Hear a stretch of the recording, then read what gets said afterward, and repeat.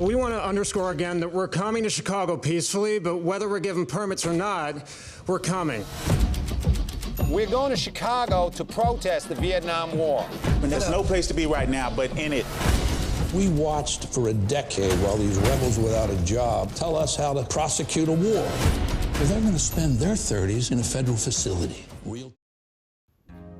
Out of all the nominees for Best Picture, I feel that The Trial of the Chicago 7 is the most accessible one to general audiences.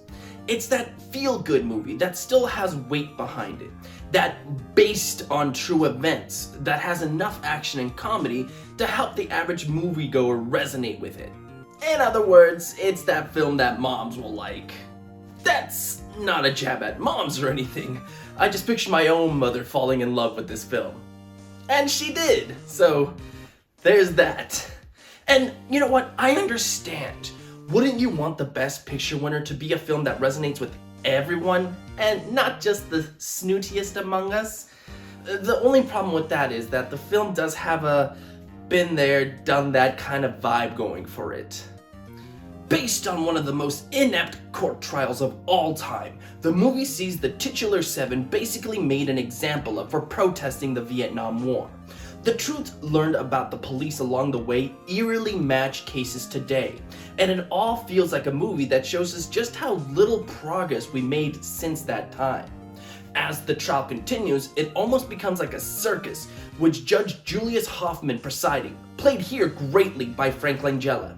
As over the top as Frank plays him, he easily becomes one of those antagonists that gets your blood boiling.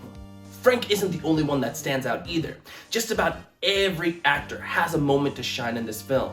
And the three that stood out to me the most were Yahya Abdul-Mateen, Mark Rylance, and Sacha Baron Cohen, who, let's just be completely honest, is probably the most entertaining thing about the film.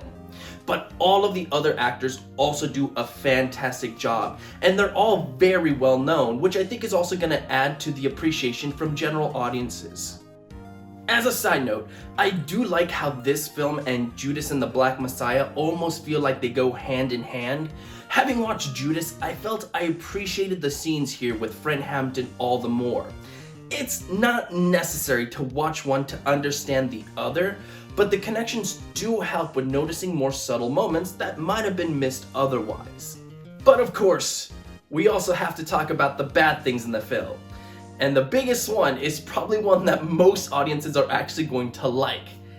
It's very Hollywood. And I mean so Hollywood that even the points that I know were real felt fake. And in some ways, I don't hate it just because it does make the movie more exciting. And the script here is full of very entertaining dialogue. So I can appreciate that, but especially when you compare it to the other nominees, this film can almost come off as childish.